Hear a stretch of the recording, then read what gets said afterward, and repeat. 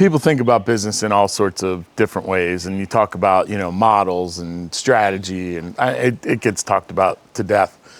But I was trying to explain a concept to somebody probably about 2 years ago, and they were having a hard time understanding it. So I was thinking, how do I make this really simple?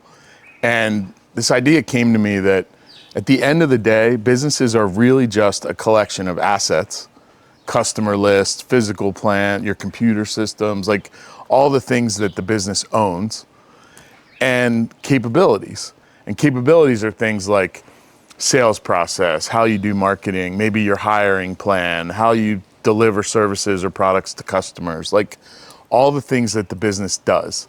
So you take what the business has and what the business does, and the better you are at taking your assets and using your capabilities to extract value from those assets, the more successful the company is.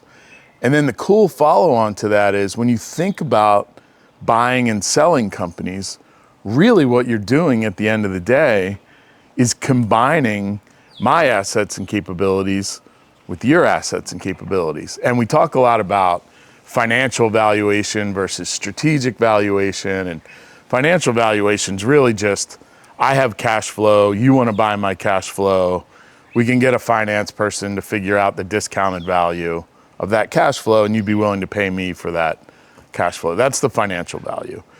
And if you want to sell your company for less than it's worth, sell it for the financial value, because every business has some strategic value in it.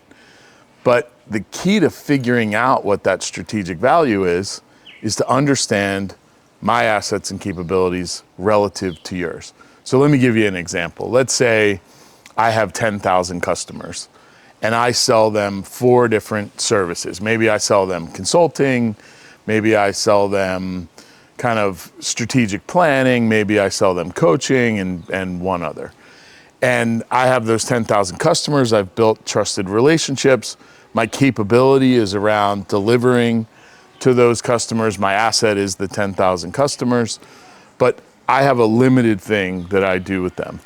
Maybe you would love to have access to those same customers. Maybe I'm really good at serving the middle market. Maybe you're really good at serving like the global 2,500. So you know how to do things with big customers. I know how to do things with medium-sized businesses. But you have a whole different suite of products. Maybe you have a software product that you sell into the big customer list. But my 10,000 customers might love your software. So us combining those two things has a very unique and distinct value to us.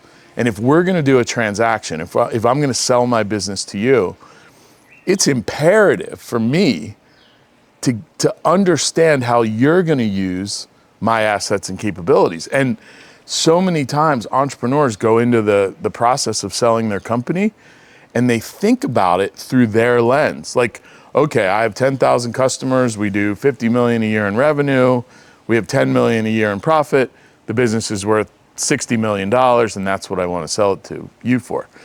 But let's say your software is $100,000 a year, and we decide, or we figure out, or we can make an assessment that about 10% of my customers are going to buy your $100,000 a year software.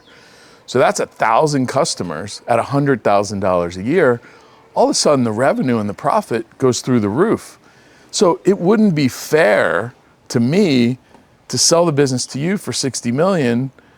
Well, it would be fair, but if I sell the business to you for 60 million, you'd be willing to pay way more than that, because you know you're going to get 100,000 a year times 1,000 new customers. That has value to you, but only to you, because you have the software service to sell into there.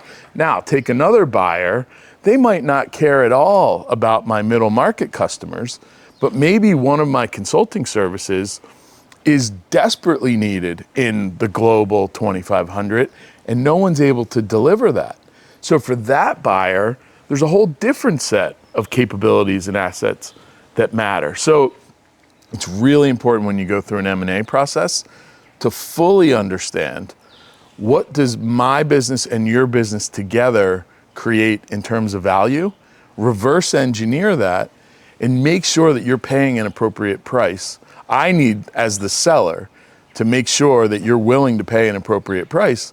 And if you're not, then I'm going to look for other buyers that understand how those things combine. So you want to walk in the other party's shoes post-transaction. You want to think about, what does this look like after we put them together, and not see it only through your lens, because you'll leave money on the table if you look at it that way.